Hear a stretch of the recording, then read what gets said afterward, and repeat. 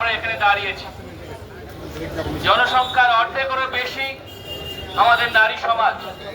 তাদেরকে বাদ দিয়ে, তাদেরকে আঘাত করে, তাদের প্রতি সহিংসতা চালিয়ে কখনো আইনের শাসন, মানবাধিকার কায়েম হতে পারে না।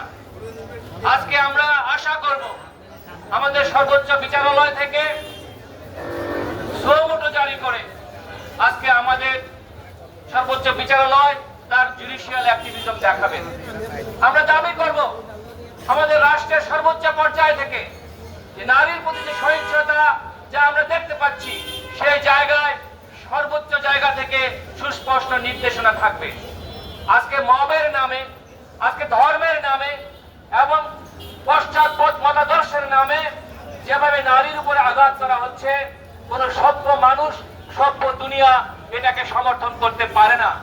তাই আজকে মানব সভ্যতার স্বার্থে, বাংলাদেশের মানবাধিকারের স্বার্থে, বিশ্ব মানবাধিকারের স্বার্থে আমাদের আইনজীবীদেরকে ঐক্যবদ্ধ হতে হবে। আমরা ঐক্যবদ্ধভাবে এখানে দাঁড়িয়েছি। আমি আইনজীবীদের পক্ষ থেকে এই সংগ্রামের প্রতি সংহতি জানিয়ে আমার কথা শেষ করছি। আমাদের নারী সমাজের সংগ্রাম অবশ্যই জয়যুক্ত হবে।